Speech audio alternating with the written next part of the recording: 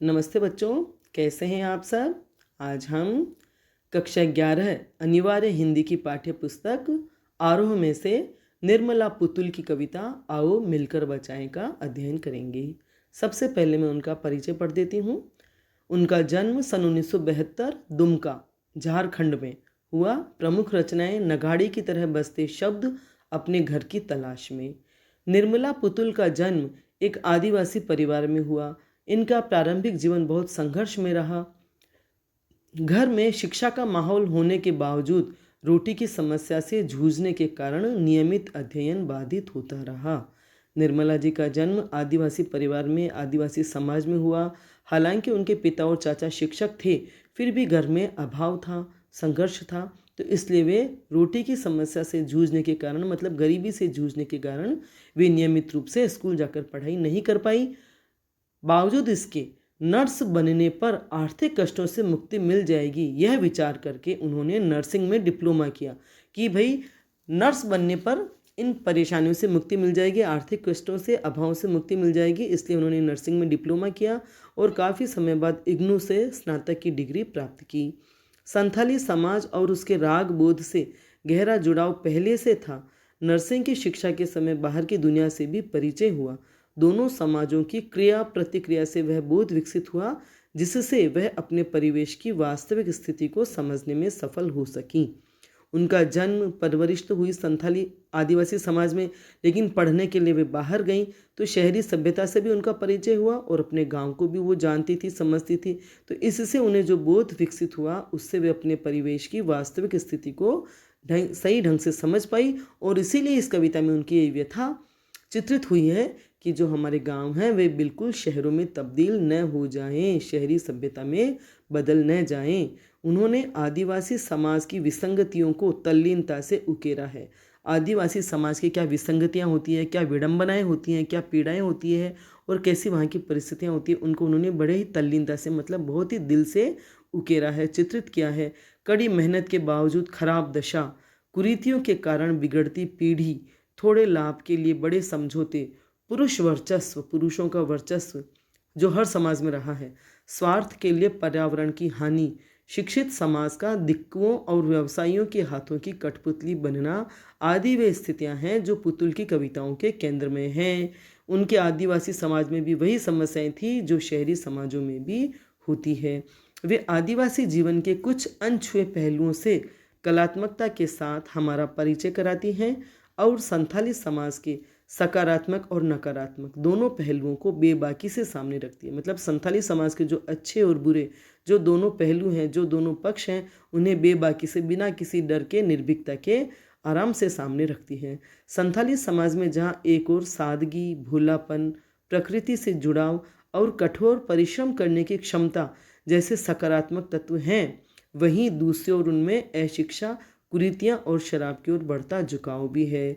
जो आदिवासी समाजों में होता है वे सब चीज़ें, बुराइयाँ भी उनमें हैं, लेकिन वहाँ की सादगी, भूलापन जैसी अच्छाइयाँ भी वहाँ हैं। आओ मिलकर बचाएं कविता में दोनों पक्षों का यथार्थ चित्रण हुआ है।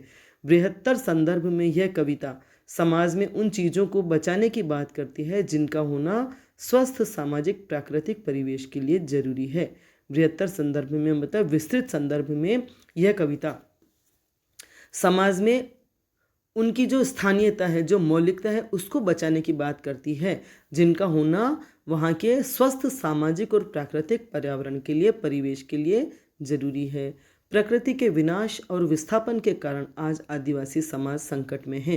प्रकृति का विनाश होता जा रहा है, जनसंख्या बढ़ती जा रही है और शहरों से आगे जंगलों में भी शहरों का मतलब जो प्रसार है वो बढ़ता जा रहा है और विस्थापन, उद्योग धंधों के कारण गाँवों को जो है, गाँव से लोग पलायन करते हैं, उनको विवश किया जाता है कि वो जगह छोड़ दें। जो भी परिवेश है, जहाँ पर भी खुली भूमि या मैदान मिलते हैं या जहाँ पर भी मतलब ज़रूरत के अनुसार भूमि मिलती है, वहाँ पर उद्योग धंधे स्थापित कर दिए जाते हैं, तो वहाँ के लोगों को वहाँ से हटना पड़ता है, उनको शहरों में स्थापित किया जाता है। इसलिए विस्थापन की समस्या के कारण, ऐसी समस्या के कारण आज आदिवासी समाज संकट में है और यही कविता का मूल स्वर है। संथाली भाषा से हिंदी रूपांतर अशोक सिंह ने किया है। तो ये जो कविता है निर्मला पुतुल की लिखी हुई, वह संथाली भाषा में ही है और इसका हिंदी रूपांतर अशोक सिंह ने किया है। अब पढ़ते हम, आओ मिलकर बचाएं कविता। अपनी बस्तियों को नंगी होने से, शहर की आबो हवा से बचाएं उसे, बचाएं डूबने से पूरी की पूरी बस्ती को हड़िया में। शब्दार्थ देख लेते हैं पहले। वैसे कविता बहुत ही सरल भाषा में है, जिन्होंने भी इसका रूपांतर किया है बहुत ही सरल भाषा में किया है, और बोलचाल की भाषा है, हिंदी है, खड़ी बोली है, प्रसाद गुण है इस कविता में, इसलिए हमें शब्द और भाव बहुत अच्छे से समझ में आ जाएंगे। फिर भी कुछ शब्द जैसे नंगी होने से, अपनी बस्तियों को नंगी होने से मने निर्लज होने से, शहर की आबो हवा मने वहाँ का वातावरण, जलवायु, बचाएं डूबने से पूरी की पूरी बस्ती को हड़िया में। हड़िया में मतलब जैसे नदी तालाब जैसा वहाँ पर भी कोई जल वाला स्थान होगा, उसे वहाँ हड़िया कहा जा रहा है वहाँ की भाषा में। तो कवयित्री कह रही हैं यहाँ ये बात है कि भाई हमारे शहर, इस कविता का जो प्रसंग है उस पर मैं चर्चा कर लूँ कि हमारे शहर पाश्चात्य संस्कृति की चपेट में पूरी तरह से आ चुके हैं, है ना। ठीक है, विकास करना, शिक्षित होना या परिवर्तन के साथ, समय के साथ चलना अच्छा है, उचित है, किंतु अति सर्वत्र वर्जित है। लेकिन हम, हमारे देशवासी, शहरवासी ग्रामीण और भारतीय सभ्यता और संस्कृति से दूर होते होते धीरे धीरे पाश्चात्य सभ्यता के रंग में रंग चुके हैं, पाश्चात्य सभ्यता के संस्कृति के रंग में पूरे रंग चुके हैं। इसलिए कवयित्री बहुत ही निराश और चिंतित है कि कहीं आदिवासी समाज भी पूरी तरह से बदल न जाए, पूरी तरह से वे शहर की सभ्यता में, शहर के रंग में रंग न जाए। ऐसा होने से पूर्व ही वे वहाँ की सभ्यता, वहाँ की संस्कृति और वहाँ की परंपराओं को, मर्यादाओं को, सब कुछ को बचा लेना चाहती है। इसलिए कवयित्री कह रही है कि अपनी बस्तियों को नंगी होने से, शहर की आबो हवा से बचाएं। हमारी जो आदिवासी बस्तियां हैं, हम जिन गाँवों में, जिन देहातों में रहते हैं, उन बस्तियों को नंगी होने से, निर्लज होने से बचाएं। न तो बस्तियां कटे कि वहाँ पर शहर स्थापित हो जाए या वहाँ पर शहरी सभ्यता आ जाए, और शहरी सभ्यता का ऐसा प्रभाव भी न हो हम लोगों पे, आदिवासियों पर, कि वे निर्लजता से रहें, कम वस्त्र पहने, जैसे कि शहरी सभ्यता में देखने को मिलता है, शहरों में देखने को मिलता है। पढ़ लिख करके, चाहे पुरुष हो, चाहे स्त्रियां, चाहे युवक हो, चाहे युवतियां, उनके वस्त्र कम हो जाते हैं। मतलब पढ़ लिखने का मतलब, आधुनिक होने का मतलब या शिक्षित होने का मतलब तो ये नहीं होता कि हम हमारी वेशभूषा को ही बिल्कुल बदल दें, हमारी संस्कृति, हमारी सभ्यता को बिल्कुल भुला दें। लेकिन जैसा कि शहरों में, बड़े बड़े शहरों में जिस तरह से कम वस्त्र पहने जाते हैं, मतलब पोशाकें ऐसी पहनी जाती है कि जिनसे शरीर दिखाई देता है, शरीर के अंग प्रत्यंग दिखाई देते हैं, शरीर ढका कम जाता है, दिखाया ज़्यादा जाता है। तो इसलिए कवित्री कह रही कि हमारी बस्तियों को हम नंगी होने से बचाएं, निर्लजता से बचाएं, शहर की आबो हवा से बचाएं, शहर की हवा उस पर असर न डाले, शहर की जलवायु, शहर का वातावरण, शहर की जो सभ्यता है, शहर की जो संस्कृति है, वह उस पर असर न डाले, उससे हम उसे बचा लें, ताकि लोग शहर के जैसा ही वातावरण, शहर के जैसे ही रहन सहन या आचरण उनको प्रभावित कर जाए या वे वैसे ही बन जाएं। बचाएं डूबने से पूरी की पूरी बस्ती को हड़िया में। डूबने से बचाना, जैसे कोई कुएं में डूब रहा है, कोई गलत काम कर रहा है या किसी का पतन हो रहा है, तो हम कहते हैं ना वो कुएं में डूब रहा है। तो यहाँ भी वही बात कही गई है कि हड़िया में, इस पूरी की पूरी बस्ती को हम डूबने से बचाएं। कहीं शहर के आकर्षण में आकर या शहरी संस्कृति के प्रभाव में आकर जो हमारी संस्कृति है, हमारी परंपराएं हैं, हमारा जो तौर तरीके हैं जीने के, वे सब डूब न जाएं, वे खत्म न हो जाएं। डूबने से बचाएं पूरी की पूरी बस्ती को हड़िया में, कि वे पानी में डूब न जाएं। हम अपनी सभ्यता और संस्कृति को डूबो न दें, खो न जाएं। अपने चेहरे पर संथाल परगना की माटी का रंग, भाषा में झारखंडीपन, ठंडी होती दिनचर्या में जीवन की गर्माहट, मन का हरापन, भोलापन, दिल का अक्खड़पन, जुझारूपन भी। तो आगे वाली जो पंक्तियां, उनमें कवित्री उन आदिवासी समाज का या जो देहाती समाज का, ग्रामीण समाज का, जो बहुत ही इंटीरियर में गांव बसे होते हैं, वहाँ की सभ्यता और संस्कृति कैसी होती है, वहाँ का कैसा वातावरण होता है, उनका बहुत ही सुंदरता से चित्रण कर रही है। तो शब्दार्थ देख लेते हैं। संथाल परगना की माटी का रंग। संथाल परगना क्षेत्र का नाम है झारखंड में। झारखंड के माटी का रंग मतलब वहाँ की जो कुदरती सहजता की जो प्रवृत्ति है। भाषा में झारखंडीपन मतलब झारखंड का स्वभाव, झारखंड की प्रकृति, झारखंड का लहजा। ठंडी होती दिनचर्या में जीवन की गर्माहट। ठंडी होती दिनचर्या मतलब जिसमें कोई उमंग या उत्साह नहीं है, गर्माहट नहीं है, जीवन की गर्माहट। जैसे शहरों में एक ठंडापन रहता है लोगों के व्यवहार में, मिलने जुलने में कोई खुशी, कोई उमंग, कोई उत्साह नहीं होता है। इसके लिए यहाँ कहा जा रहा है कि ठंडी होती दिनचर्या में जीवन की गर्माहट, मन का हरापन मतलब मन की खुशी, मन की ताजगी, भोलापन दिल का, अक्खड़पन, अक्खड़पन माने जिसको कोई परवाह ही नहीं हो किसी की, अपनी ही मस्ती में जो रहता है, किसी की बात माने न माने अपने मन की बात करता है ना, तो वो होता है अक्खड़पन, अपने मन की बात करना, या अब एक हठीपन थोड़ा सा, और जुझारूपन माने जुझारू होने का भाव, संघर्ष करने का स्वभाव, संघर्ष करने की प्रकृति।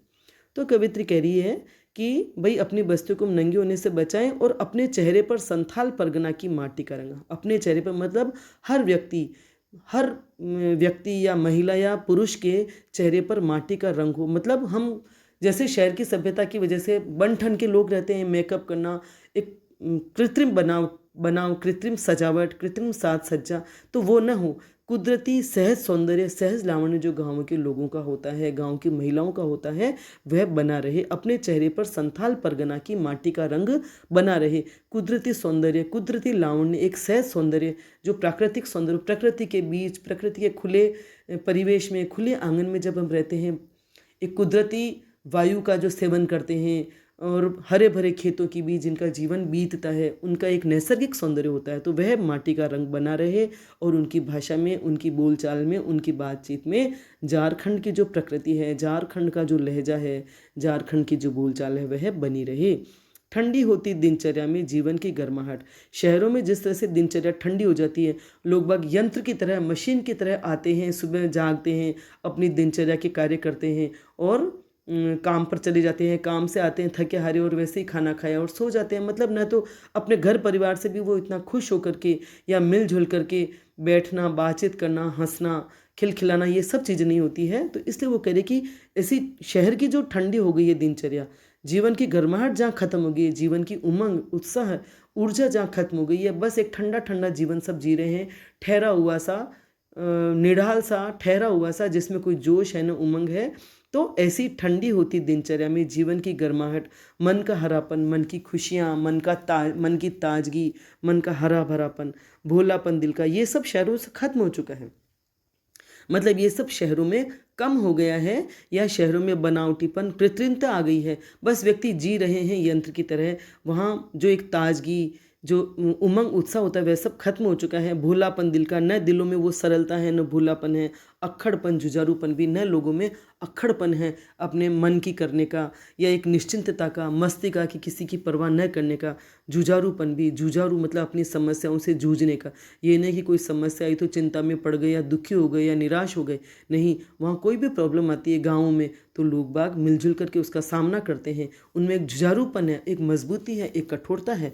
तो ये चीज़ें बनी रहे। कविता इनके माध्यम से बताना चाह रही कि शहरों के ये हालात हो चुके हैं, शहरों की दिनचर्या ठंडी हो चुकी है, वहाँ पर जीवन की कोई गर्माहट नहीं है, न मन में कोई हरा भरापन, खुशी, मिलने जुलने में उत्साह, उमंग। कोई घर में अतिथि आ जाए तो कोई खुशी नहीं झलकती, इतना खुशी से स्वागत नहीं किया जाता जैसा गाँवों में किया जाता है।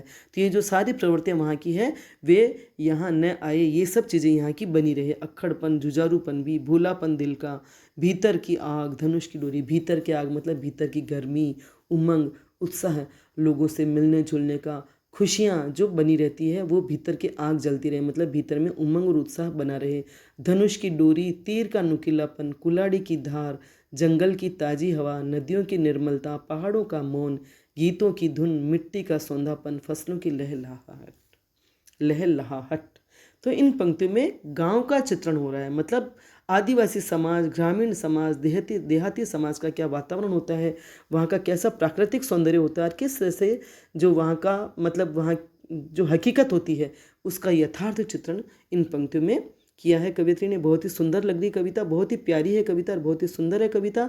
भाषा शैली भी बहुत ही सरल है, मुक्त छंद शैली है, भाषा सरल भी है, प्रतीकात्मक भी है और प्रभावपूर्ण भी है। और पूरी कविता में प्रसाद गुण है, मुहावरेदार भाषा भी है, ठीक है, और बोलचाल की भाषा भी है, बहुत ही सरलता से समझ में आ रही है। और गांव का, आदिवासी समाज का यथार्थ चित्रण हुआ आपके सामने, गांव की तस्वीर साकार हो रही है इन पंक्तियों के माध्यम से। कि धनुष की डोरी, तीर का नुकीलापन। शहरों में तो ये नहीं मिलेगा, शहरों में घरों में भी अगर सजाया जाएगा या बच्चों के हाथों में भी बंदूकें मिल जाएगी, पिस्तौल मिल जाएगी, लेकिन गाँव में गांव में और आदिवासी लोगों में धनुष और कमान, धनुष और बाण उनके कंधों पर आज भी रहते हैं। वे जब घर से बाहर जाते होंगे तो धनुष और बाण उनके कंधे पर चढ़े रहते हैं। कुल्हाड़ी की धार, क्योंकि खेती बाड़ी करते हैं, जंगलों में जाते हैं, जंगलों से कंद मूल फल काट के लाते हैं, तो कुल्हाड़ी और धनुष और बाण ये सब वहाँ हैं और वे बने रहें। जंगल की ताज़ी हवा, जंगल में जो ताज़ी हवा मिलती है, आज हम शहरों में बंद घरों में रहते हैं और एसी की हवा, पंखों की हवा में रहते हैं, लेकिन वहाँ लोग बड़े बड़े घरों में या खुले आंगन में, खुले जंगलों में बाहर ही रहना, बाहर ही सोना, तो उनको ताज़ी हवा मिलती है। नदियों की निर्मलता, वहाँ जो भी जंगलों में नदी तालाब जो भी बह रहे होते हैं उनमें भी पानी बड़ा ही निर्मल और स्वच्छ होता है। पहाड़ों का मौन, आसपास जो पहाड़ होते हैं बड़े शांत होते हैं, पहाड़ों पर भी हरा भरापन होता है और पहाड़ों में शांति बनी रहती है। गीतों की धुन, आदिवासी लोग अपने फुर्सत के समय में लोक गीत गाते हैं, लोक गीतों के साथ नाचते हैं और खुश रहते हैं। मिट्टी का सौंदापन, फसलों की लहलहाहट, तो वहाँ जो भी ज़मीनों में या मैदानों में जो भी लोग उगाते हैं वो फसलें वहाँ लहलहाती रहती है। मिट्टी की महक वहाँ बनी रहती है, मतलब उनका जीवन ही मिट्टी से जुड़ा हुआ है। कोई कृत्रिमता, कोई बनावट, कोई दिखावा वहाँ नहीं है, तो वो मिट्टी से जुड़े हुए हैं और उनके जीवन में राग रंग में भी मिट्टी का सौंदापन बना रहता है। नाचने के लिए खुला आंगन, गाने के लिए गीत, हंसने के लिए थोड़ी सी खिलखिलाहट, रोने के लिए मुट्ठी भर एकांत। उन लोगों के जीवन में नाचने के लिए उन्हें खुला आंगन मिलता है, मतलब खुले आंगन है। शहरों की तरह ये तो नहीं कि छोटे छोटे घर हैं या गलियां और सड़कें भी बहुत सिकुड़ गई है कि नाचने के लिए भी जगह नहीं होती है। कोई भी कार्यक्रम होता है, चाहे शादी हो चाहे समारोह हो, तो कहीं बाहर जाकर के ये सब कार्यक्रम किए जाते हैं। घरों में इतनी जगह भी नहीं होती है कि लोग बाग रोज़मर्रा में भी नाच गा सके, आराम से बैठ सके। लेकिन आदिवासी समाज में, गाँवों में ऐसा बहुत ही जगह होती है। तो नाचने के लिए वहाँ चाहे स्त्री पुरुष चाहे घर के बच्चे, नाचने के लिए उन्हें खुला आंगन मिलता है। खुशी मनाने के लिए खुला आंगन मिलता है। गाने के लिए गीत होते हैं, लोक गीत होते हैं और वे गा गा कर अपनी खुशियाँ मनाते हैं।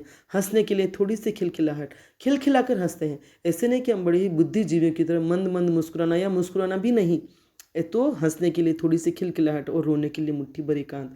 जब वे उदास हो, परेशान हो, कभी रोना चाहे तो उन्हें एकांत भी मिल जाता है, एकांत भी नसीब हो जाता है, क्योंकि वहाँ विस्तृत मैदान है, विस्तृत जंगल है और बड़ी बड़ी झोंपड़ियाँ या बड़े बड़े घर हैं। तो ये जो गाँवों का वातावरण होता है, खुलापन, उसका बहुत ही सुंदर चित्रण है। बच्चों के लिए मैदान, बच्चों को खेलने के लिए वहाँ मैदान मिल जाते हैं। पशुओं के लिए हरी हरी घास, पशुओं को चरने के लिए हरी हरी घास मिल जाती है गाँवों में। तो ये सब बची रहे। कवित्री ये सब बता के कहना चाहते कि ये सब बचा रहे, ये ना हो कि ये हमें देखने से ही, हम इनको देखने से ही वंचित हो जाएं, हमारी आँखों को ऐसे दृश्य देखने को ही न मिले। इसलिए समय रहते ये सब चीज़ें बच जाए इन गाँवों में, इन समाजों में शहर की आबो हवा न आने पाए। ये जो सब चीज़ें हैं आज मौजूद, वे सब बनी रहे। यह कवित्री अपनी मंशा व्यक्त कर रही है। बच्चों के लिए मैदान, पशुओं के लिए हरी हरी घास।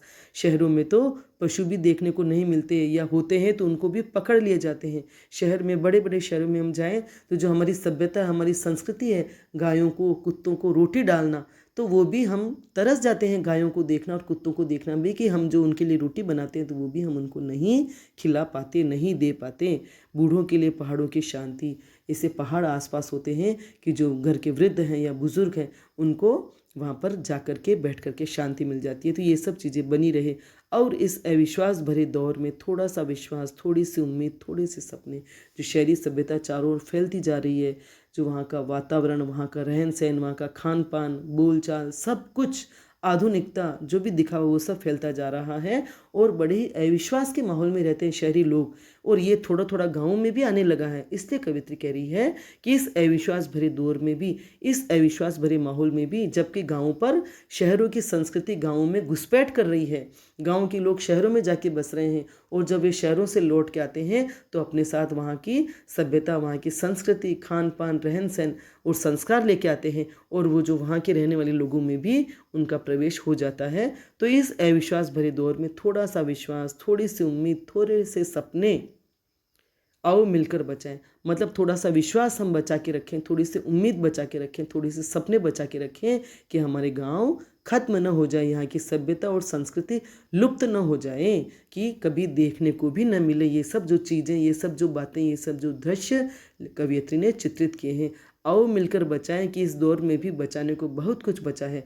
माना कि पाश्चात्य संस्कृति, यह शहरों की संस्कृति जो हम पर हावी होती जा रही है, उसके बावजूद भी हमारे पास बहुत कुछ है अभी जिससे हम बचा सकते हैं। तो हमें ऐसे प्रयास करने चाहिए कि गांव शहरों में तब्दील न हो जाए, गांव के लोग बिल्कुल शहरों जैसे न बन जाएं, वहाँ जैसा अविश्वास का माहौल और अविश्वास का वातावरण उन लोगों में न छा जाए। इसलिए हम थोड़ा सा विश्वास, थोड़ी सी उम्मीद और थोड़ी सी सपने बचा के रखें कि हमारे गांव जीवंत बने रहें, हमारी सभ्यता, हमारी संस्कृति, हमारी मर्यादाएं, हमारी परंपराएं, हमारे लोकगीत, ये सब बचे रहें, ताकि जब शहरों से लोग थक जाएं, शहरों में जीने से लोग थक जाएं, तो वे लौटकर घर पे आएँ, अपने गाँवों में आएँ और वहाँ सुकून के कुछ पल बिताएं।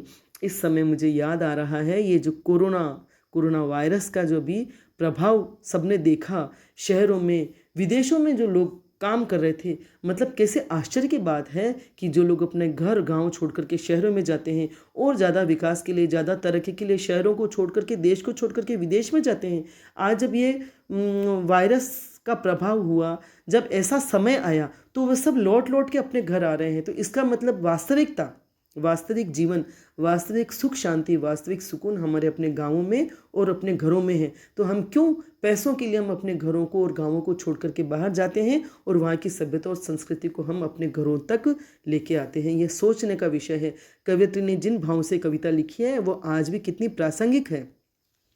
आज इस कोरोना के दौर ने ये दिखा दिया है कि हम चाहे कितना भी भागें अपने जीवन से, अपनी जड़ों से, लेकिन अंत में जब हमें सुकून, जब हमें शांति और राहत चाहिए होती है या उसकी ज़रूरत होती है, तो हम अपने गाँवों की तरफ ही दौड़ते हैं। वह जीवन, इसका मतलब कितना कृत्रिम है, कितना दिखावा है, वहाँ शांति नहीं है, सुकून नहीं है, केवल दिखावा है कि हम कितने आधुनिकता में जी रहे हैं, हम कितना विकास कर चुके हैं या हम कितने प्रगति हमने कर ली है। लेकिन वास्तविक प्रगति, वास्तविक सुख शांति अपने गाँव में, अपने परिवारों के साथ, इन खेतों से लहलहाते हुए वातावरण में रहने में है। ठीक है, तो कविता आपको समझ में आई होगी। बहुत ही सुंदर प्यारी कविता है और प्रसाद गुण है इसमें। भाषा सरल है, मुहावरेदार है, भाषा में प्रादेशिक स्पर्श है, वहाँ की बोली, वहाँ के अंदाज जो भी है इसमें। तो इस कविता को आपको समझ में आ गई होगी। कविता यहाँ समाप्त होती है। आपको मेरा वीडियो पसंद आया हो तो लाइक करें, शेयर करें, सब्सक्राइब करें और बेल आइकन को भी टच करें, ताकि मैं जो भी वीडियो बनाऊंगी, जो भी आगे पाठ पढ़ाऊंगी, वह आपको उसकी सूचना आपको मिल जाएगी। ठीक है, बहुत बहुत धन्यवाद।